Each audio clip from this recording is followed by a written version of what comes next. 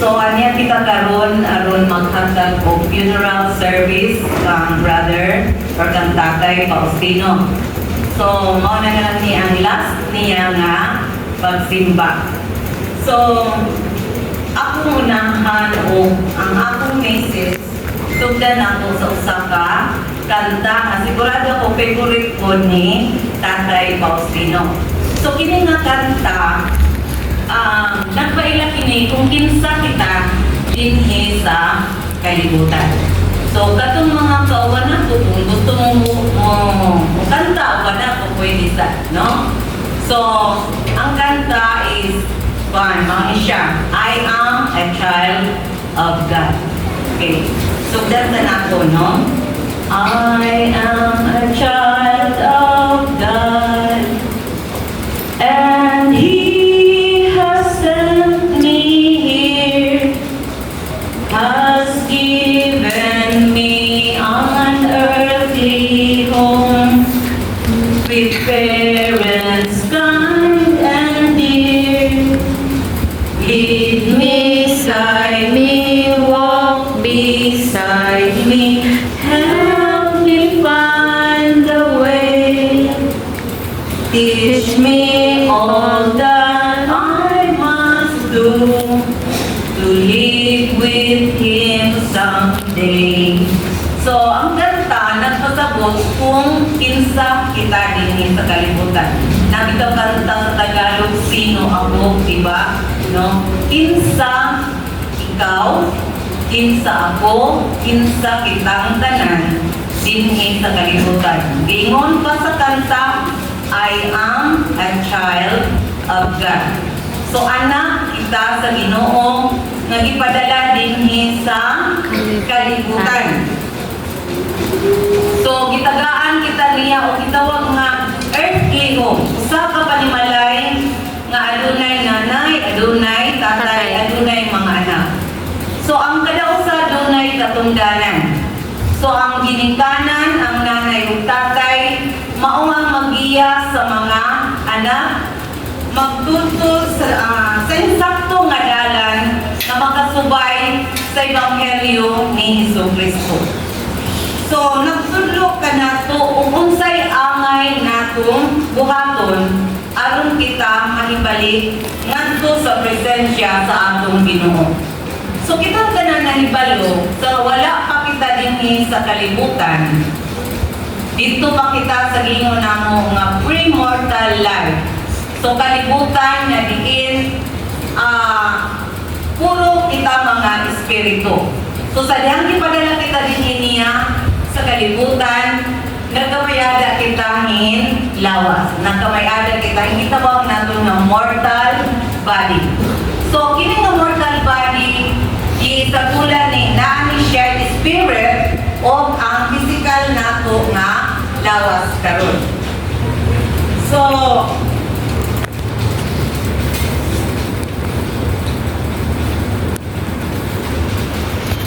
pag-ingon nga kanang ikanta sa atong amahan sa langit. Usaon nato pagkabalik, no? Kay ipadalaman ta niya nga ni aron ta testingan kung angayan ba kita mahibalik ngadto sa iyang presensya. Na unsaon manato nga makabalik ta ngadto sa iyang presensya. So kinahanglan nga moagi kita og kamatayon.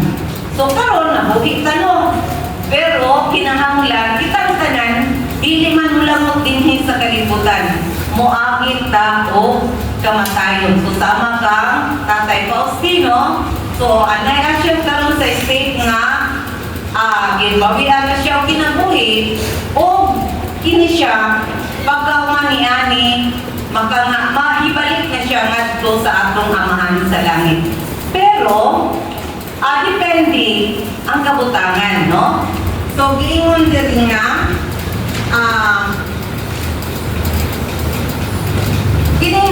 kinahanglan nga moagi kita sa kamatayon, mao kini ang giingon nga physical death.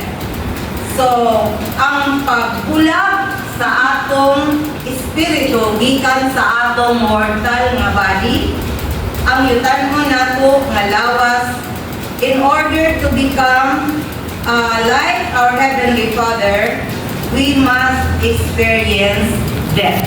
So, dili kita maisama sa atong amahan sa langit nun, kung dili kita moagi o kamatayon. When physical body dies, the spirit continues to live. So, dili mamatay ang atong espiritu. So, mubulag lang siya sa atong lawas, ang atong lawas madunot.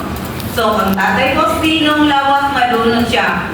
Pero ang iyang espiritu ning bulag lang, no? Kung nagpadayon siya nga buhi, o tungod kay kuanan, buhi ang iyang espiritu, base kung niagani siya din nagtanaw sa iyang funeral service. So, asa man ta, when physical body dies, the spirit continues to live. Asa man kini mo adto ang atong espiritu. Ingon nga mo adto kini sa spirit world. So, naay ang espiritu sa tao dili na makihalubilo sa mga buhi. So, mo adto siya sa spirit world. Kining spiritual na siya duha ka lugar. Kaya gitawag nga spirit paradise o spirit prison. Nakinundo mo niya itong buwan na itong ilansang si Kristo sa krus. Duhay duha ka kawatan na ilansang uban kaniya. Nya usap ka kawatan ni Ningon nga kanang ako, kaninto siya kang Kristo kung asa ka, paingon. So, mingon si Kristo, karon dayon dadpon ko ikaw ngadto sa paraiso. So, ang espiritu sa katong kawatan ni bulag sa iyang lawas, kung idala siya sa Ginoo ngadto sa spirit paradise. Anong dito man siya sa spirit paradise ang kawatan man siya? Tungod kadto sa dako niya nga pagtuo kang Jesucristo. The spirit of the righteous are received in the state of happiness. So kung ikaw puutan, kung ikaw matinarungon, matarong, mapagkatao, so maayo ang imong binuhatan din sa yuta, ikaw adto sa spirit in paradise. So dito, naka sa state of happiness. So ikaw na ang kalibay, na ang itawag na kalinaw, ug walay samok sa panguna-una. So mao na kitang giingon sa uban, rest in peace, no? So, peace na, peaceful na ang ilang mong kinabuhi. Di ka na maguna-una o sakit, di ka na maguna-una o problema. Kay rest in peace na. Pero, mag-rest in peace lang ka kung ikaw righteous. Tuwa ka sa paradise. So, sir, halunay kalinaw, lugar sa pagpahulay sa mga kabalaga o kaguol. So, di na mag-uol ang espiritu. Di na mabalaka, no? Kung napunsa man ka din sa kalibutan, so wala na siya kabalaka. Kung nasakit man sa din sa kalibutan, gulpin niyang kasakit nga naangkon din sa kalibutan. So dito sa spirit world, wala na'y kasakit nga iyang bation. So nag-rest in peace na siya. Kung saan po ang spirit prison. So kung yung prison, no, bilangguan. So, ang espiritu tuwa sa bilangguan. So, sa ato pa, ang spirit nga, tuwa sa spirit person, wala, dili siya makagawas. So, kinsa may tuwa sa spirit person? Sila kadtong nangamatay nga dautan. Sila kadtong wala nga namatay sa ilang mga sala. Sila katong wala makabalo sa kamatuuran ug sa nabuhat nilang mga kasaypanan. So, kahit po itong sala, lain po itong kasaypanan, no? Na nasayop ka sa pagbuhat, kung kaya wala nato mabuhat ang angay natong buhaton. So, usa nga kasaypanan nga atong nabuhat. Then, like for example, no, usa nga kasaypanan nga atong dili mabuhat na to, no, kanang pagsimba kada Domingo. So, si Tatay Faustino, mainit o maulan, kanang niagil siya sa simbahan. Lisod bang gani siya paglagaw, no? Pero, niag siya sa simbahan. Doon po na kaayo ang kinanta ni Tatay Faustino, pero dili mo baltag yun kung pagsimba si Tatay, bisan ulan o init. So, ang ulan, lisod kaayo dito sa ilang lugar, kagahapon dito po, di ko nakakir kalisod pa dahil yung lugar ninyo. Oy nga, kanang kadalunok niya, pero si Tatay Faustino, digyod mo, paltabag, simba. So, kadalunok ni ato, no? So, atong makita kung unsa ang iyang kahugot sa pagtuo kang Jesucristo.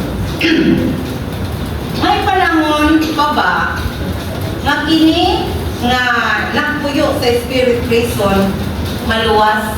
So, katong mga tuwa, mga kalag, mga espiritu nga tuwa sa spirit prison, maluwas pa ba sila?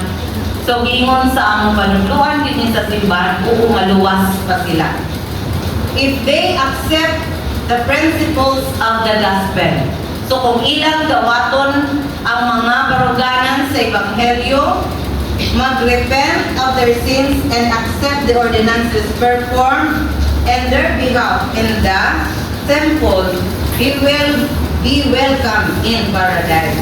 Ang sa Manila pag-accept sa mga Ebanghelyo, katong wala pa magabati sa Ebanghelyo ni Jesucristo nga namatay na. So mga brothers and sisters, nakaibaluta nga duna po sila'y dunay mga missionary nga nakaroon dinhi nga namatay na sa ngadto, namatay dinhi og dito nagpadayon sila sa ilang serbisyo. Sila nagatudlo nga kung kini nga mga namatay makadawat sa Ebanghelyo sa ipangtudlo dito sa ila. So may puluhan nga kini nga mga espiritu mangadto sa spirit paradise. Naunsaon pagbunyag kay kinahanglan man bunyagan. Okay, mag-repent sila, no? Pero ang pagbunyag unsaon? So ang simbahan ni Jesucristo sa mga ulahi nga mga adlaw adunay gitukod nga mga templo. Ang templo dito himuon ang mga sagrado nga mga ordinances. Like for example sa gibuhat sa pagsel kang tatay o kang nanay dito sa templo. Sila mahimo na sila nga magkauban hangtod sa hangtod. So eternal. So walay katapusan sa panahon na unya sa paghukom. Sa panahon sa paghukom, everyone will be resurrected. So sa panahon sa paghukom, ang tanan mabanhaw sama kang Jesucristo. So kung saan naman nantong lawas nga nadunot man to, pero giingon nga ang tanan makibalik, walay kulang. So mag-ipon pag-usap ang espiritu o ang lawas nun, o ang lawas physical nga body. So, katong gingon ako kaganihang, katong wala makadawat sa Ebanghelyo, katong wala mabunyagi dinhi sa yuta, so mabunyagan adto sa templo. Kinsa may bunyagan, nga spirit man sila.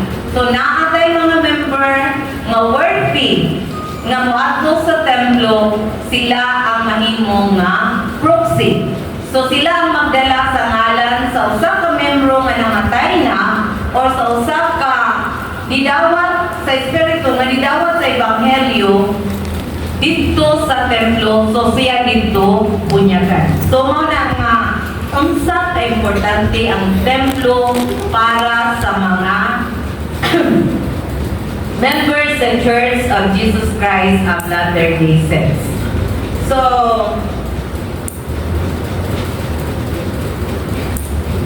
kung sa panahon na sa paghukom, ano'y ingon nga ang akong lawas, mabuo na siya, pinaagi sa atong espiritu, then kita makabalik na ngadto sa presensya sa atong Ginoo. So eternal na sa ato pawalay kamatayon. Pero giingon nga ang atong ang atong pagkabalik ngadto sa atong amahan sa langit depende ka na sa atong binuhatan dinhi sa kalibutan. Okay. So naisa ka passage sa John 3:16 ingon, "For God so loved the world that He gave His only begotten Son, that whosoever believeth in Him should not perish but have everlasting life."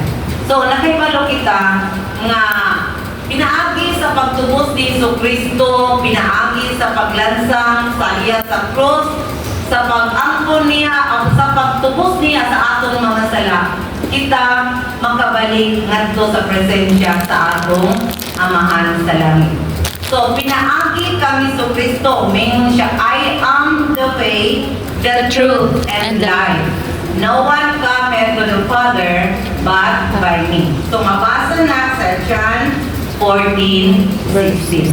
So kay balo ko, brothers and sisters, nga kung kita mamiminaw sa Ebanghelyo, so magpuyo sa magsunod o magpuyo sa kinabuhi ng Kristohanon, kita mahibalik ihapon ngadto sa presensya sa Ginoo nga malipayon, no? So, kay balo ko, brothers and sisters, nga kini si Tatay Faustino, subutan siya nga pagka-tao. Kwan nga, ako makita nga, kwan ba siya ganang mati-mati dawangon, then kanang ukani siya sa simbahan, no? Di mo makita na sayang kaayong permi ang iyang naong. So, makita nimo kung unsa niya kalab ang simbahan, unsa niya kalab ang mga sisters and brothers dinhi sa simbahan. So, kay bala ko one day, kung kita magpuyo, ihapon nga righteous, matarong, makauban nato si brother, si Tatay Faustino, sa hiliran sa atong amahan sa langit ug kang Jesucristo. So, kinintanan, gibilin ko sa ngalan ni Jesucristo. Amen.